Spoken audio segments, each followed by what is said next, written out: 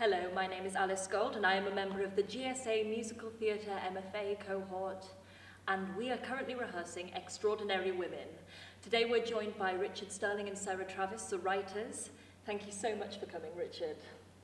So, firstly, how did you find the text or source material? Was it something that you were given, or was it something you found yourself?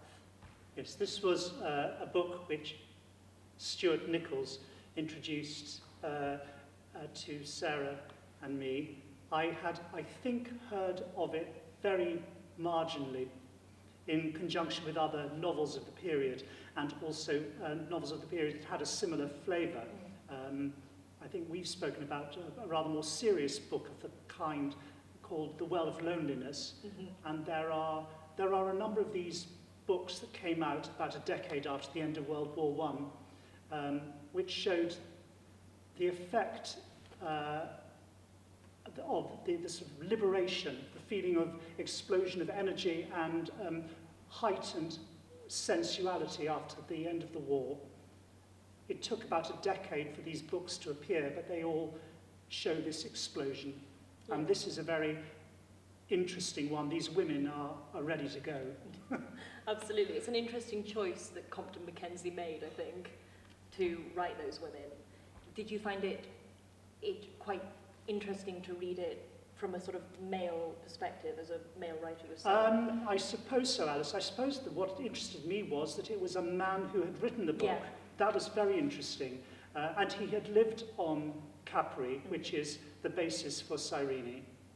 That was really the thing that surprised me, how a man could understand. I don't know, it would be up to you, I think, better to answer this, but he seems to understand these women reasonably well. He gives them credit. Yes, I think there's a mixture of him holding them up as a semiotic for entertainment, but also a very blistering insight. And I think that, certainly in my opinion, this musical has picked up the blistering insight and somewhat removed the holding up for the semiotic of the male gaze, you know? Yes, yes. We don't miss men on Cyrene, I don't think. No, nor do I. So, in terms of the text, did you feel drawn to it when you were given it? Yes, I think so.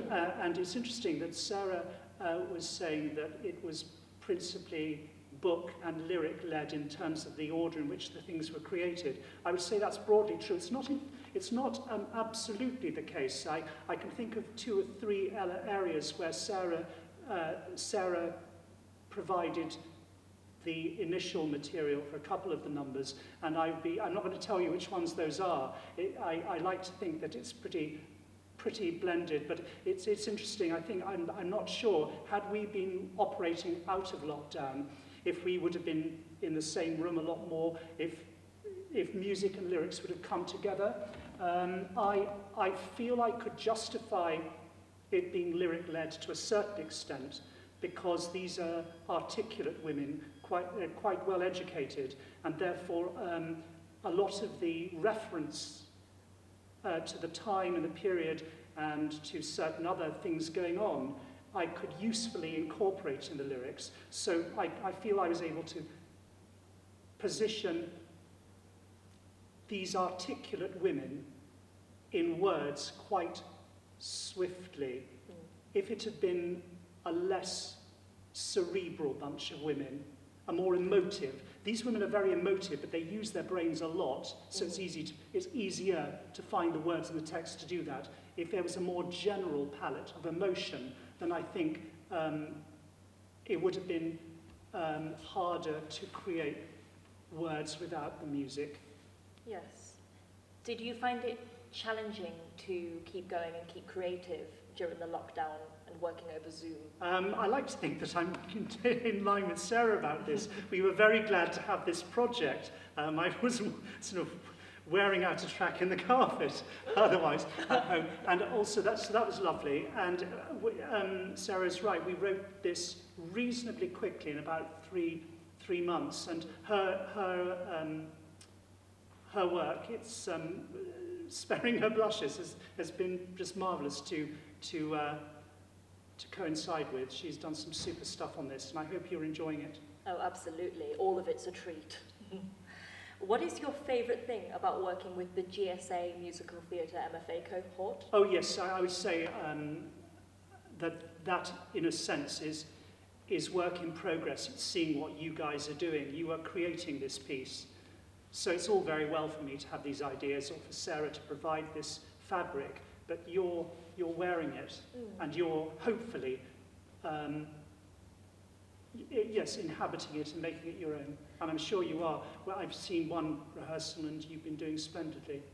Do you think that interesting things have come out of it because we're still students, as opposed to completely in the industry? Oh, I see. That's quite interesting. Well? I would like to say, not really, that everybody behaves the same, but actually I have to let you into a secret, which is you have been very accommodating, and I have had occasion in some of the jobs I've done to find people rather less open, as if they are kind of guarding their own professional integrity by not allowing ideas in.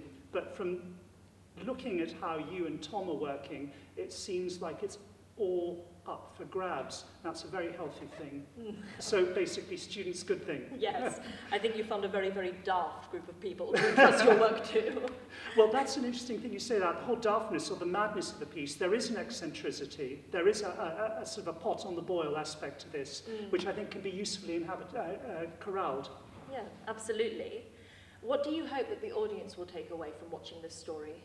I'd like to think that they feel that these women's relationships are viable and interesting, but that when, on occasion, some of the relationships fall apart, that the characters are vibrant in their own right. I think the main character that I can think of, Rory, she, I think, is left in a very interesting place halfway through the show and at the end of the show. I feel quite engaged with her. She is less overtly theatrical than some of the others, but she is the beating heart of the piece. So I hope people enjoy seeing these women all together, very different women, but they all bring out extraordinary things in each other, as well as showing what is extraordinary about themselves. Yes, absolutely. I think that's beautifully put. Are there themes that you think are very, very pertinent in the work yourself? It's interesting that the most obvious one, and I don't want to put too much weight on it, but it is there, which was it is just over 100 years ago, people were coming out of both a world war and also a pandemic. Yeah. It's quite extraordinary, this. I think we're 101 years after Spanish flu really died down, having taken a terrible toll. And the reaction of a lot of admittedly affluent people then was to party big time. And okay, one can say, well, they were very lucky to have the money to do that. That's true, but from a historical point, it is fascinating to see how these people, movers and shakers, handled coming out of war and pandemic. Yeah. And finally, Richard, are there 3 words that you would use to describe the show?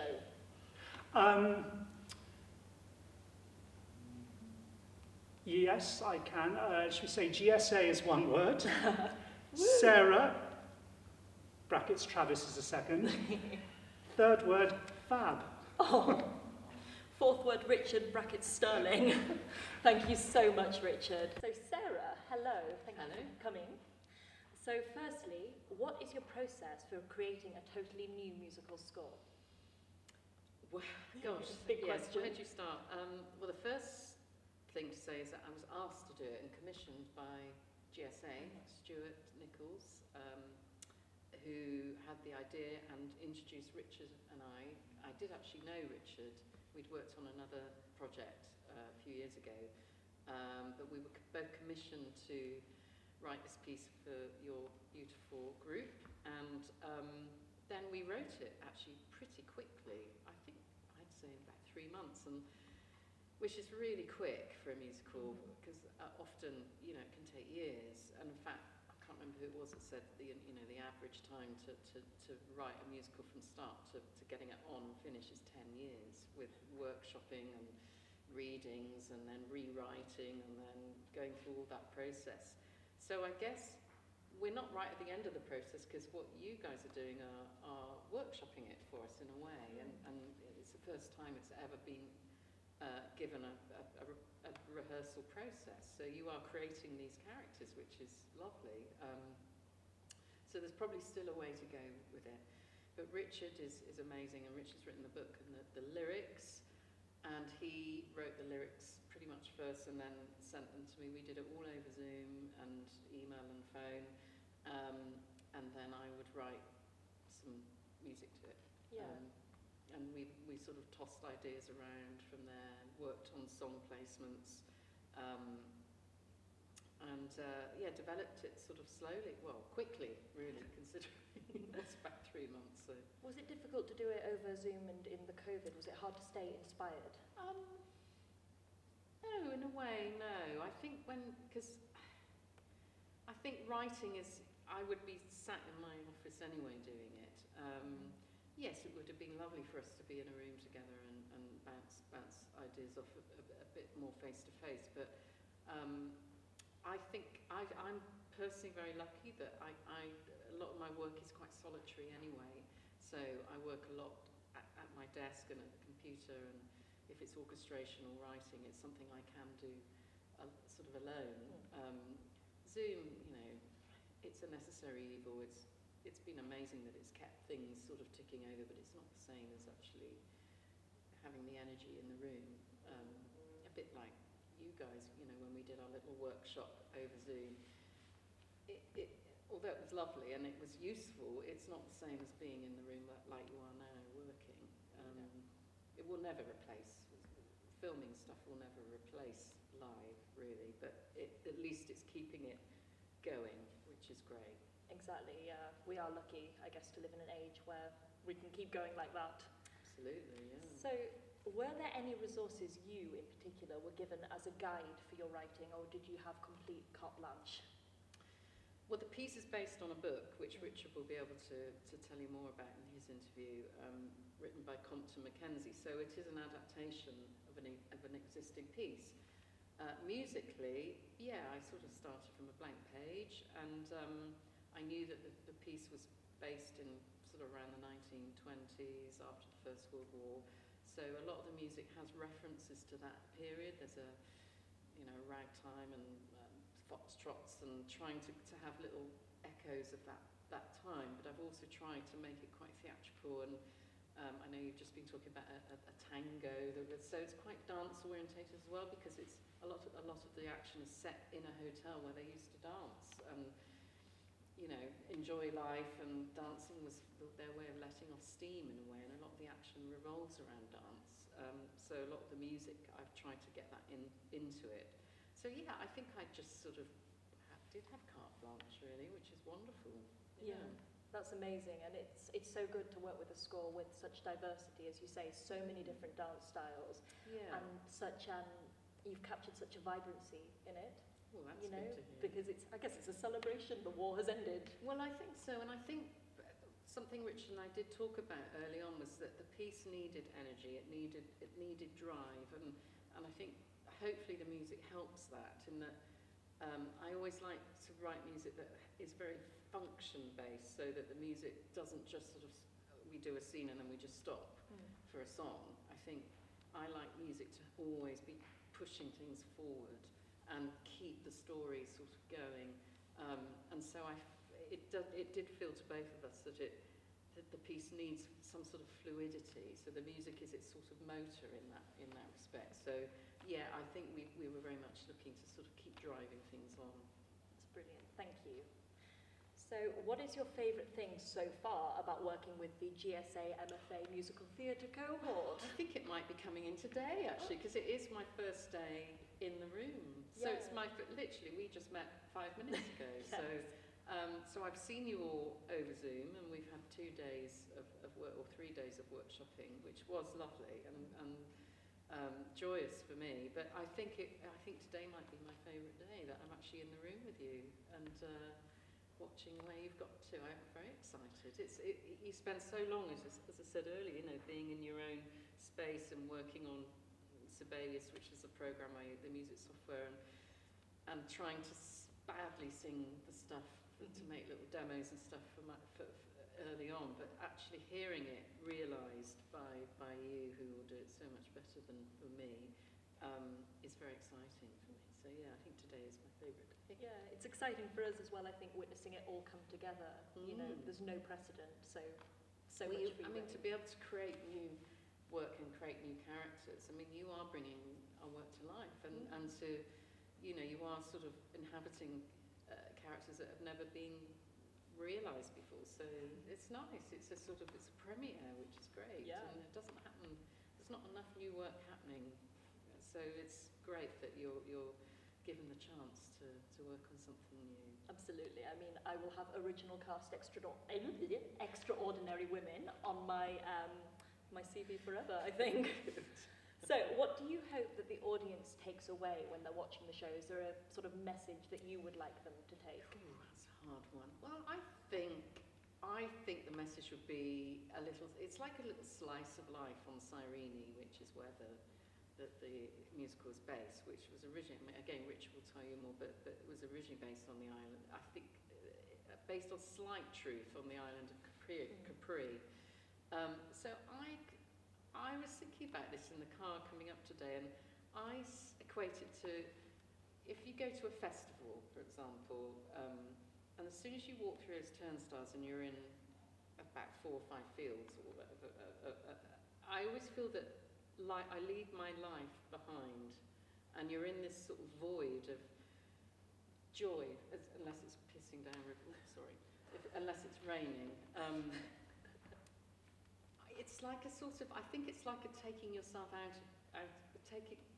taking yourself out of life. And it's a bit like when you go and see a film. If it's a good film, you're sort of transported out of your nowness. And I think that's what because it is a sort of, it feels like a little sort of snapshot of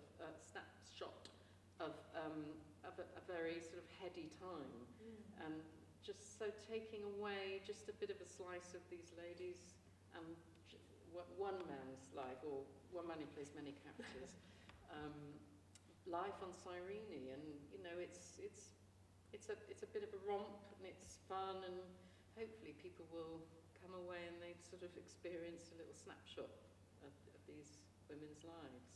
Yeah, that's lovely.